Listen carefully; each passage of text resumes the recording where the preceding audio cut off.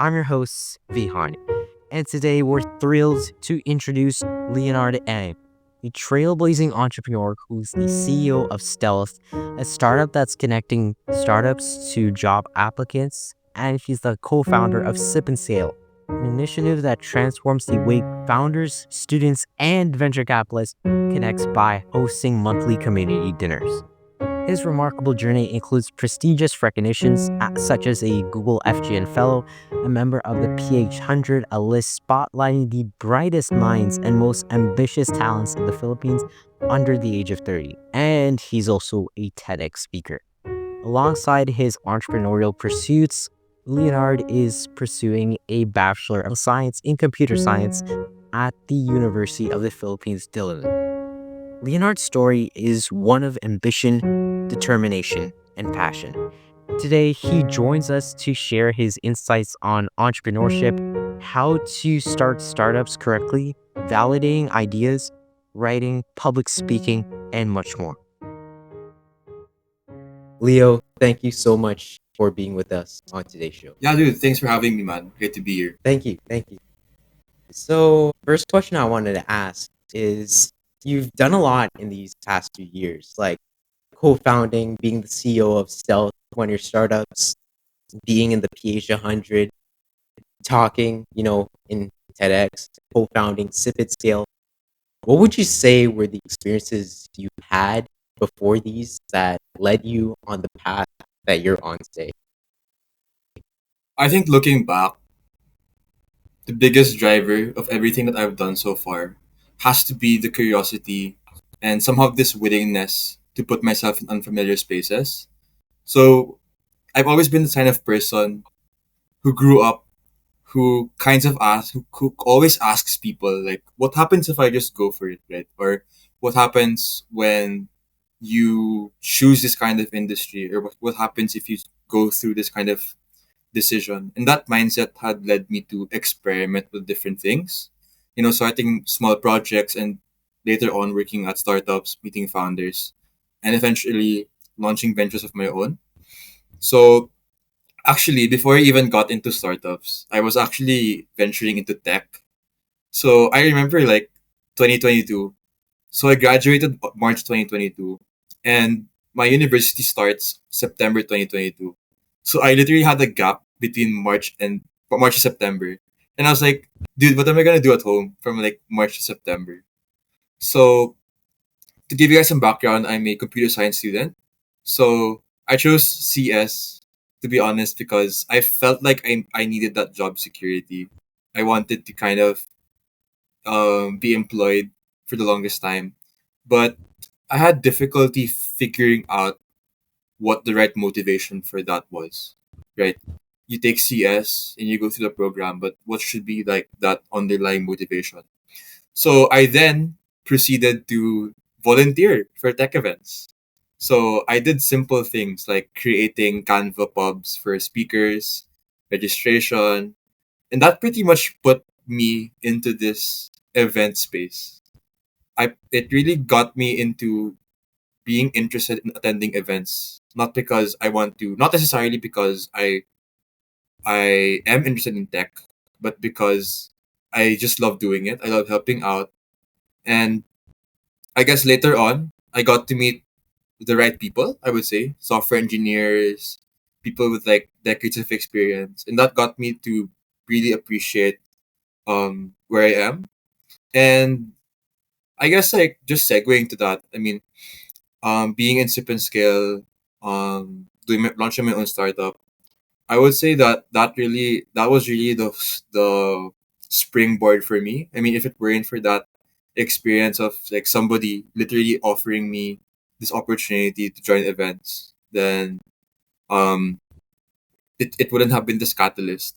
So I think later on, so I guess that was like 8 months. So 8 months after that, I had this reputation in the industry or like in the community as someone who's really good at events. Like Leonard's this guy who who likes holding events and he's a good volunteer and he's a good manager. So my former teacher in my alma mater in high school, he was running a startup called Dash Labs AI, So he introduced me to two kids, who were high school students, who were also STEM high school students, by the way. Um, and they wanted to host a startup conference in a hotel, and I didn't know what a startup was back then. All I know was that two high school kids wanted me to help out with their event. So I said, yeah, okay, let's do it on a Saturday. Okay, let's go to the hotel. I'll help you guys set up. So I was there, and I didn't actually have much to do. So I spent 12 hours throughout the day just listening to speakers talk about startups, talk about all these different things. And that was pretty much the start of my startup journey. That one conference, that random introduction with my old teacher to like two high school students who I never heard before.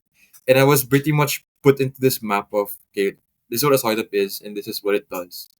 And yeah, that's pretty much what happened. And um, fast forward to that, I later ran this organization for young students like you. Um, so we did a organization called Young Founders Summit Philippines for literally for entrepreneurs and aspiring founders who were aged like 12 to 21 in the Philippines. So um, we did a lot of projects centered around doing workshops and exposure for like startups in the Philippines. And that was the experience. That experience really made me want to start my own thing. Because I saw like a lot of people who were younger than me doing crazy stuff like Web3, AI, even robotics, which I never thought was like a venturable thing. And yeah, from there it's pretty much been history because of that, because of all these experiences. Wow. So you mentioned that you work with a lot of young people. So have you noticed any emerging trends about like, what fields they like to focus in or something along those lines? I think it goes without saying that AI is the top thing right now.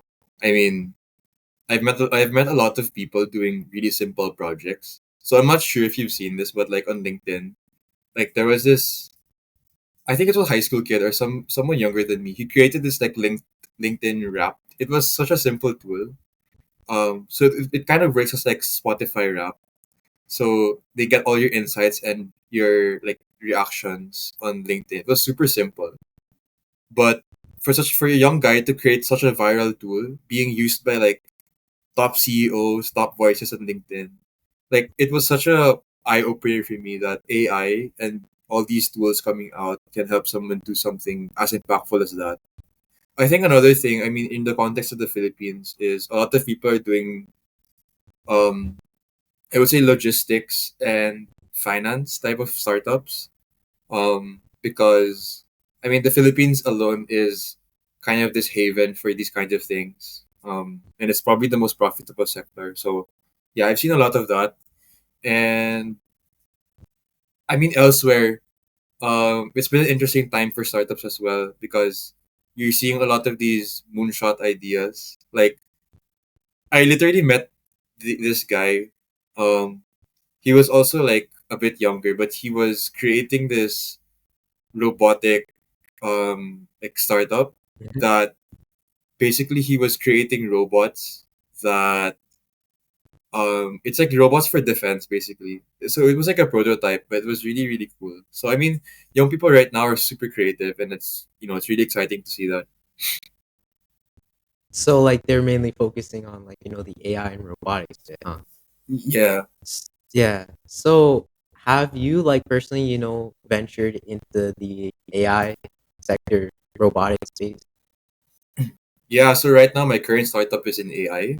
So we're dealing with ed tech and AI. Um Basically we saw this gap with learning because a lot of people go into the traditional learning with the expectation that you've already mastered everything in high school. But what about for students who aren't necessarily good in a subject? There's this like knowledge gap that teachers can't really spot in a student. Like you take calculus, but like let's say I would be taking calculus, but I'm not necessarily good in algebra or my fundamentals. The teacher would have no way of doing that. So we kind of want to plug this gap of, you know, this knowledge gap and help. make learning more engaging and honestly much more productive for the students, right? I don't want to be catching up in class. I want to be like solid, rock solid learning the subject without having to worry about, hey, I have to go home and learn about algebra again before I study my lesson. Yeah, no, I like speaking from experience as a high school student, like I don't really like algebra. I mean, it's simple enough, but I don't really like it. So when you say like the learning gaps, are you talking about like soft skills, like things along those lines? It was more of hard skills. So my setup was actually based on my own personal experience. So in high school, I would take math classes and I had poor fundamentals. So like I didn't know how to factor polynomials, for example. And it was only very late where I found out that okay, this is something I have to improve on. And that pretty much carried over to high college where I was pretty much playing catch up in my freshman year. So it's mostly that because we found out that math is this ladder. It's like you start from the lowest point of the ladder, and you can't skip a step up the ladder. Otherwise, you're not going to be able to master a certain concept. So that was something that we found was an interesting thing. Um, so the other question that I had was um like moving on our conversation along a bit. I'm sure that some of our audience members would aspire to have their own businesses at some point. And as a young CEO, you had like a multitude of experiences running all sorts of companies. And what advice would you have for someone who's like, a completely, totally fresh beginner and just starting out their entrepreneurial career?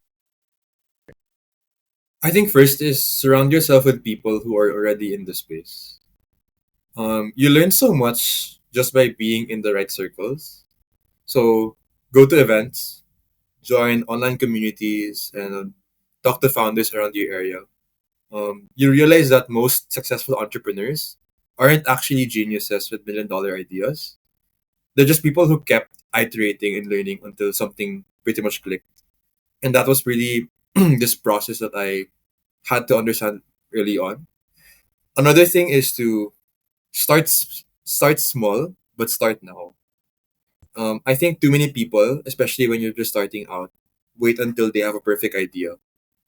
The perfect idea, the right co-founder, or even enough funding before you take action. But the reality is, just like STEM, the best way to learn is by doing. So you gotta test your ideas, talk to people, and build something, even if it's just a side project at first. Because I think the most that you're gonna be losing is probably just your time. But towards the end, you would have had enough knowledge just by building something to work in a cool company or even build things on your own, right? Just by having that experience and building something. Um, and I think last is be okay with failing. The truth is most of your ideas won't work out, especially early on. And that's completely fine. And what matters is that you keep going, you take the lessons with you, and apply them to the next thing. So entrepreneurship is all about adaptability, resilience, and the speed of which you learn. So the faster you iterate, the faster you'll find something that works. Mhm. So, like, based on what you said, which is really solid advice, by the way, you would you say that it's like better to get things done better than to have things perfect? Yeah, because nothing actually ever gets done perfect. Because I mean, I speak from experience because um, when I entered my first startup, I wasn't actually the CEO, so I was a COO back then, and it was my first experience working with other people on like a project, some of this magnitude. And I guess growing up, I was a perfectionist myself, and man, it took so long to get something out just because I was nitpicking every detail. But I realized that, like what you mentioned, right? What's important is that you get the most essential things done. What are the core features of your product? Like, and do you really have to nitpick on the less important parts? Like, the size of the font, the colors of this thing, right? And these are the things I really took into like too much attention on later on. And I found out that the people that you're selling this to, they don't care about that. They only care about how this product solves the problem that they're facing. And that's something that you should really zero on as early as, when you start doing things early on, just so that you won't waste time. Because startups are all about speed and how disruptive you can be. Mm, that's some really solid advice. Just another question. So I noticed, like personally, that a lot of startups, like they fail like really early on, and there's a very, very high risk of failing. So from your experience, why would you say that a lot of these startups fail? What are they missing? The number one thing is that you build something that people don't need. A lot of people build stuff because it's cool. It's a cool idea. You build project management tools, but then you end up doing research later. So like for example, Notion, Obsidian, if you're not able to conduct a good um analysis of the competitive landscape, like not just here in the Philippines, right, or even in Canada, but all over the world. How can I, after you've built something, how can this compete against the bigger players? Like, if I build a PM software, how does this compete with like Asana, Notion? And you only find out late towards that point where okay, you've built something cool, but then towards the end, it's really hard to like sell the product, right? And I think going back to my first point, it's not talking to users. How do you know that something you've built solves the needs of the people that you're targeting, right? Um, for instance, I mean, for my startup, we spoke to dozens of students because we wanted to make sure that our product addresses the needs of students and not the other way around, that it doesn't address our needs. Um, and that's a really valuable skill that you guys need to learn. Is that don't rush things too much. I mean, go through that long and hard process of talking to people, preparing questions, targeted questions, and getting to know your ideal customer profile, which is an ICP, as we would call it. Um, and I think the last one would be not not choosing the right co-founder.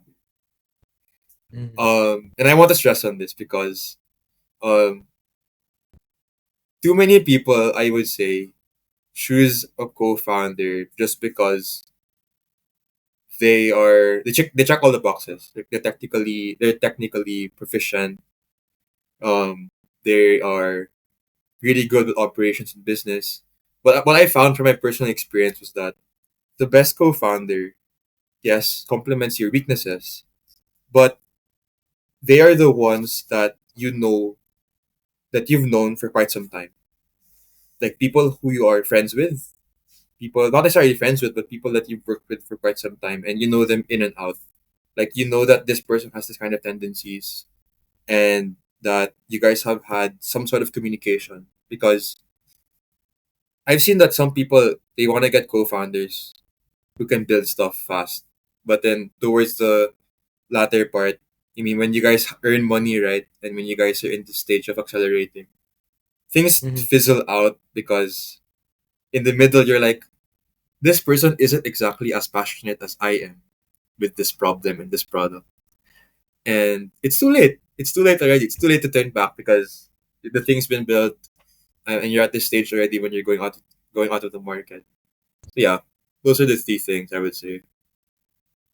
Wow, wow. And like, what you said about the like choosing co-founders. I'm afraid this may be the wrong analogy, but it sounds like sort of like, being in a relationship with someone, because Yeah, you gotta know the person first and then, ensure that you don't fizzle out. So the other question that I had was it's not so I want to ask you this, but also like I want to ask for the audience as well. If you feel comfortable like answering this, like go ahead. But have you been, has there been a moment in your life where you felt vulnerable or uncertain about your path ahead? And how would you say that experience ultimately contributed to your growth to who you are today?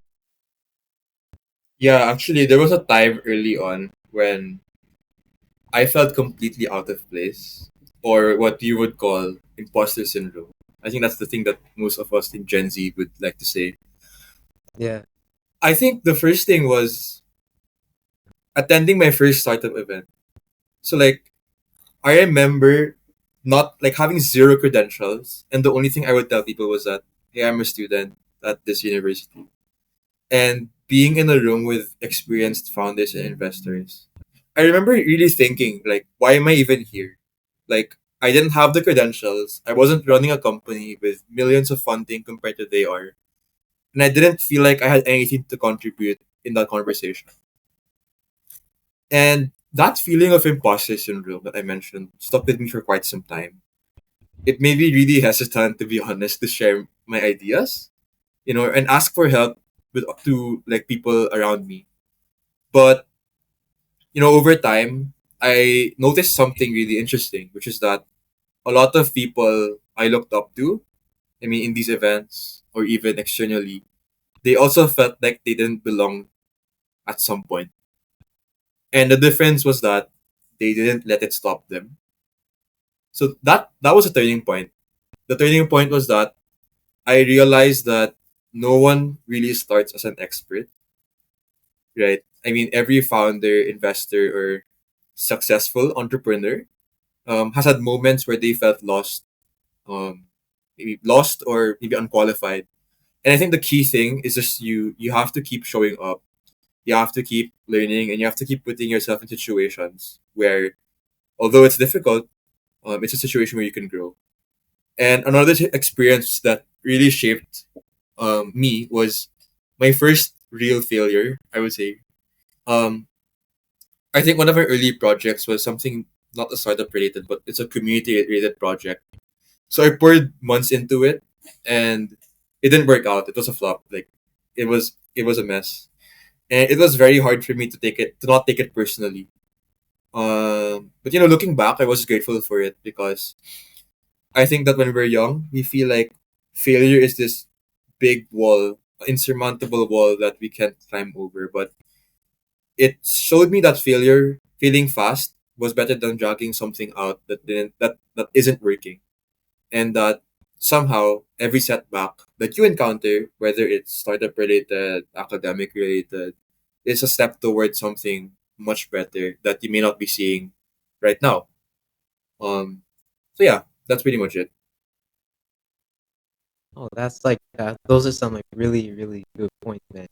And like when you talk about stuff like imposter syndrome, like personally, I myself, I've experienced it a lot, and I'm really sure that some of our audience members have too. And the point where you say about like failure as well, like failure just ends up making you more resilient in the end, right? Yeah.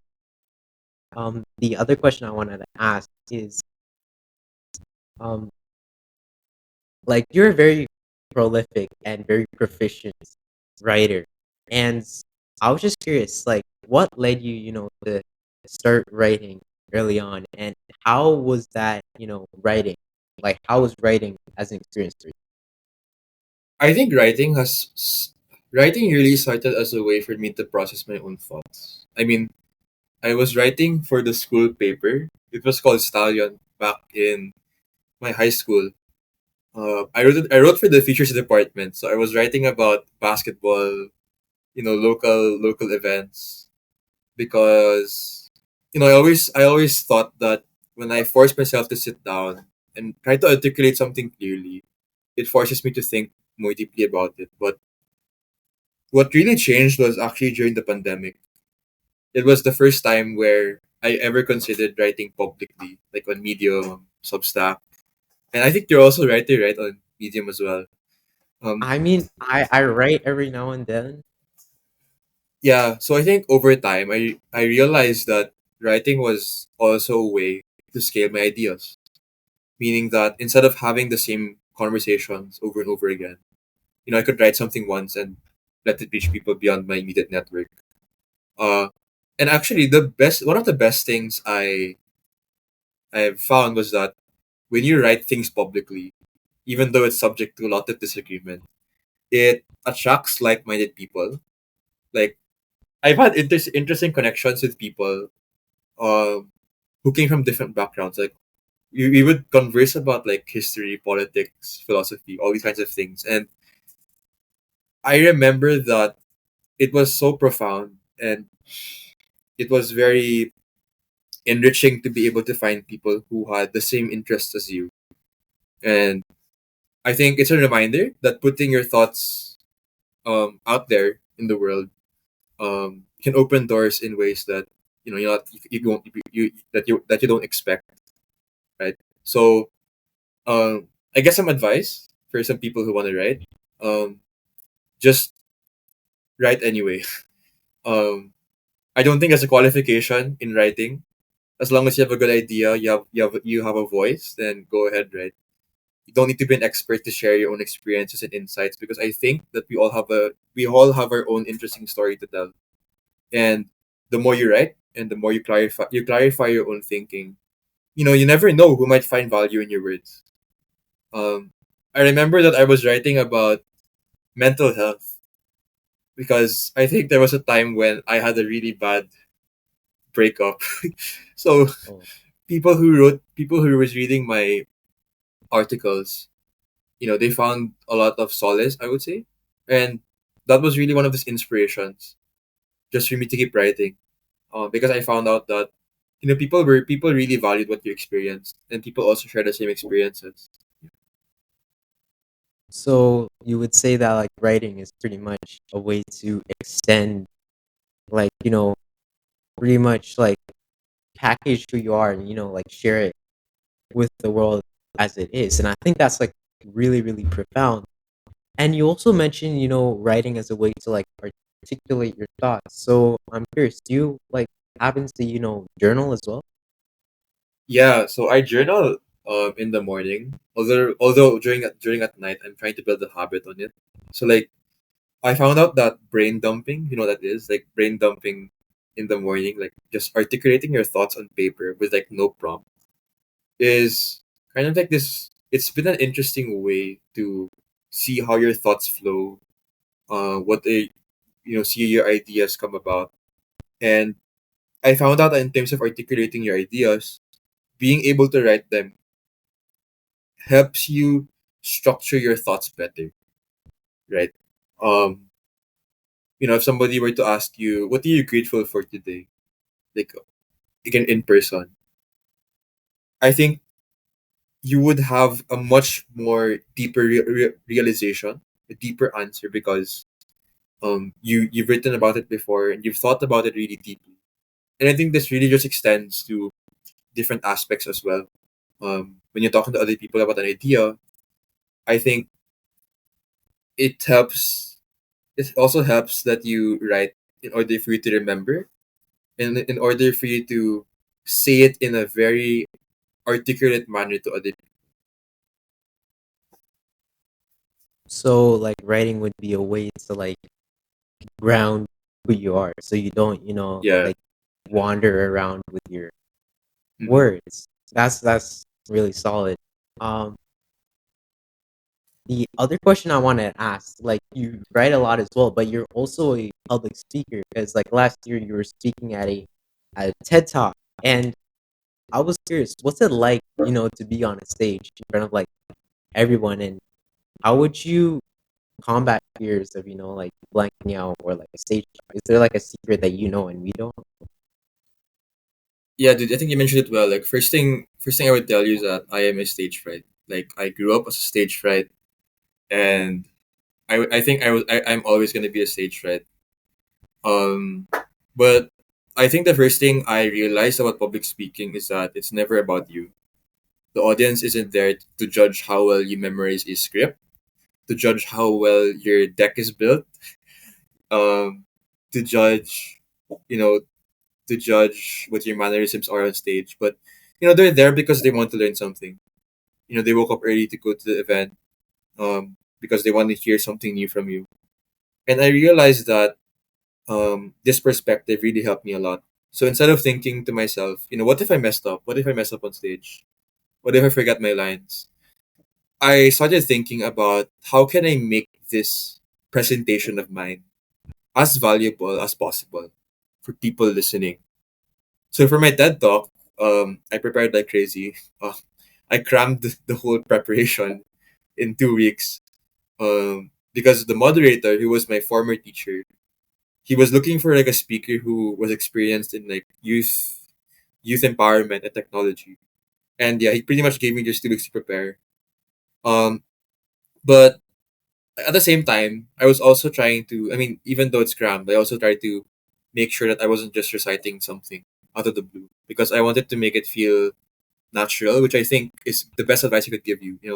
When you're doing public speaking, do it as if you're talking to a friend rather than you're delivering a lecture. And I think when you're dealing with nerves, the best thing is to prepare.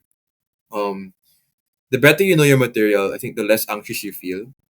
Um, and it's also a good reminder for yourself to pause, rephrase something, even though it's completely off script. And even to acknowledge sometimes if you forget something.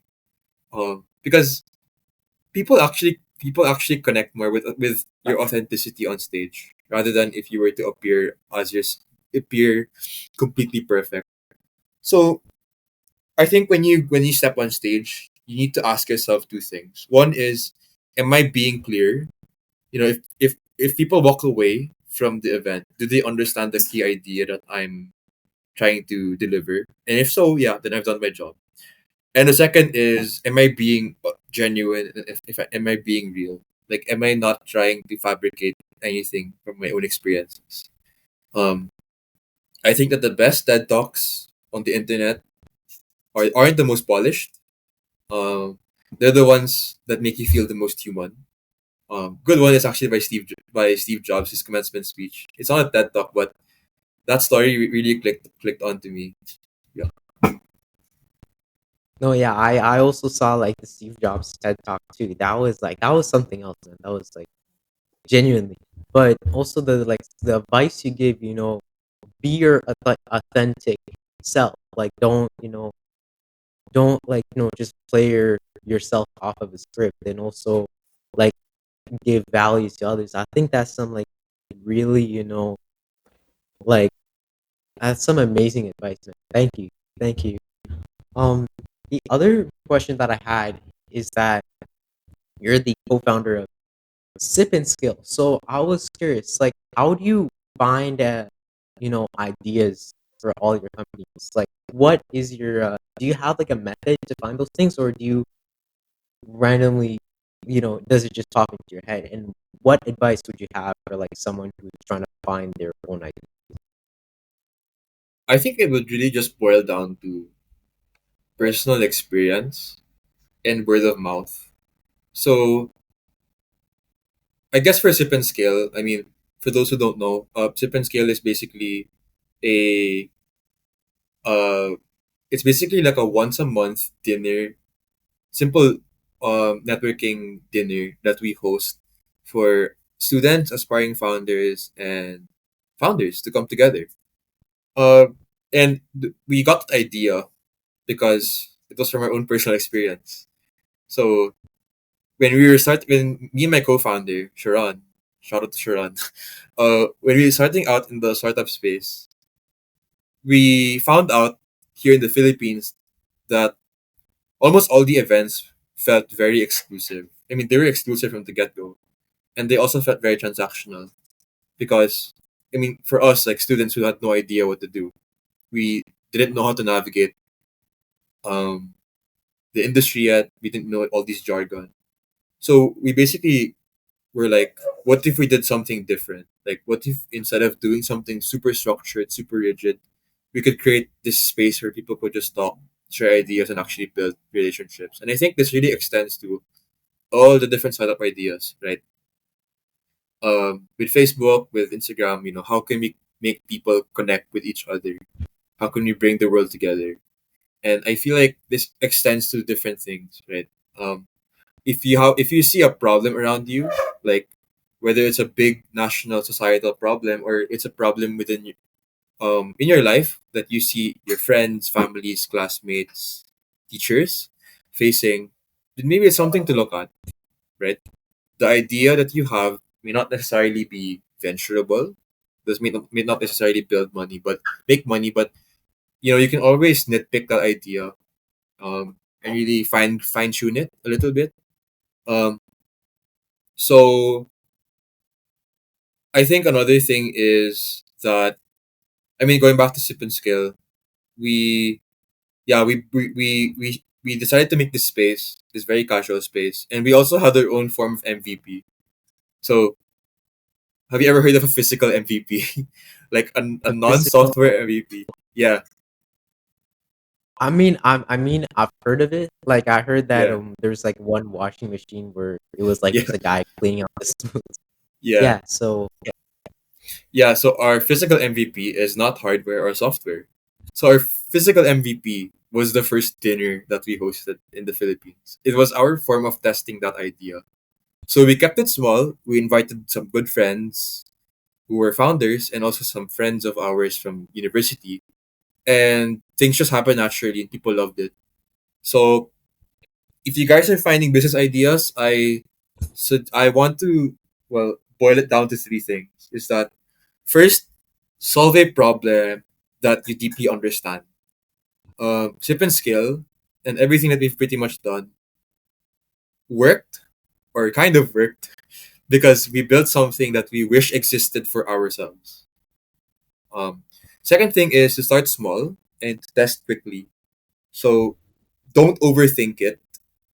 Just put it out there and learn from like response from people. Like you can beta test it. You can give it to some friends and family to test it out. They just see what they see what their vibes are like. What do they think? And um, pretty much just keep iterating. Like I mentioned earlier, keep iterating from the whole idea. Don't stick that idea, and just base it on from existing feedback, even though they deviate from the original plan. So more often than not, the businesses around you guys today, the big corporations, tech companies, they came from people spotting something broken, fixing it, and then just scaling the solution. damn. So if we just like follow those three things, we'd had a pretty solid idea of like what we should, have with our business. Thank you for that, man. Um, my other question is that another startup that you run is Stealth, and it's like a company that connects like job seekers to stealth startups. So, for my curiosity and that of the audience, what exactly is a stealth startup, and why would a startup need to, become a stealth startup? So a stealth startup is basically a company that deliberately stays under the radar while it's building its product. Some startups want to operate in stealth because they have a unique or a highly competitive idea that they don't want to reveal too soon to the market or to immediate competitors. And oftentimes they do that because they want to iterate and experiment without the public pressure. Um, so at least from a founder point of view, stealth mode is actually a powerful tool to an extent if you use it correctly. It allows you to move fast. You can also pivot when needed, and you can also avoid competitors from copying your ideas if it's really unique before you're ready. So, but at some point, every startup has to come out of stealth. So the key is to know when to shift from building quietly to scaling loudly, I would say.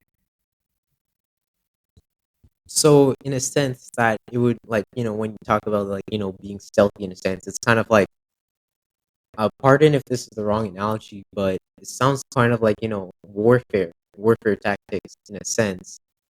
Um, and like my last and final question that I have, this is like pretty philosophical, so I don't expect everyone to give like a direct straight answer, but you've done a lot in your life. until now, and you're a very young dude. Would you say that it would like be better to focus on like financial freedom, or would it be better, focus on your passion, on like following your ideas and goals? That's a good question. I think I think it can go both ways. I mean, financial freedom to some extent is something that I would say we're all going after. Uh, I mean, I wanted to do startups because there's an unlimited potential for income. But at the same time, it can also help other people. So I think it's just a case to case basis. I mean, depending on your situation and what you're really after, what your values are. But I would say that I really started with my passion. Um, what was I really passionate about? What was I really keen on solving? What are these issues in our society that I wanted to address? Um, and because of this idea that I became passionate about doing things to bring people together and to somehow make people's experiences more streamlined, I would say. I then forgot about financial freedom totally. I just told myself I want to do this project not for the money, but because I want to do something for people. I want to make an impact in our community, not because of the clout, not because of the money, but because I genuinely want to see people benefiting from what I'm doing, no matter how much time it takes. And um I feel like if it works, then maybe you can think about the financial side. I mean, I'm speaking from like a community side of thing, but um definitely it goes from case to case basis, right? From a community standpoint, I think value should always come first. But from a company, it should be a balance. I mean, you should always think about, is this idea gonna sell? Is it going to make a lot in the future? And is this problem something that people is this an actual problem that people care so much about that they're willing to pay for your thing, your solution. So it's a it's a good balance. It should be a good balance. Never one side, never on the other side. But if you're doing something like an advocacy or a community thing, then 100% go for value, go for your passion. Yeah, so like pretty much what you're saying is that it would really depend on the context of where you Yeah. are. Like if you're the CEO, you need to be balanced. If you're doing it yourself, you focus on the passion and then go after, the financial stuff. And I think that would be, some like really solid advice for a lot of us, who are like, starting out our own journeys. Yeah. I think it's And like it's more dependent on what you want to do actually. Because if you want to it really depends on like, I'm gonna be doing this project. Um what am I gonna be doing after this project, right? What are your goals of doing things basically? Like, did you do this thing because you wanted to earn a lot, or did you do this because you really wanted to help people? I think it should be something that you figure out. I mean, where's the compass taking you, right? So mhm. yeah, I think it's different for everyone. so So you're also saying that like the values are also an important part. So there's a lot of Yeah, factors that would go into yeah, that. And yeah. and this is like a pretty philosophical question. And I think like, everything you like, your like what you just said is Yeah. again like really guiding advice for a lot of us. And like, Mhm. thank you so much for that. And with that, like I Yeah. would with that, I'd like to thank you so much for, taking your time to be with us on the show. Thank you so much, Leo. Yo, thanks for having me, man. Hopefully we can meet in person soon. Oh yeah, definitely, definitely. I would be really down for that. Thank you for listening in on today's episode. If you wish to see more interviews like this, please feel free to like and follow if you've enjoyed today's episode. As always, our email is listed in the description where additional details are also listed. Thank you so much and have a pleasant St. Patrick's Day for those of you who celebrate it. This is your host, Vihan, signing off.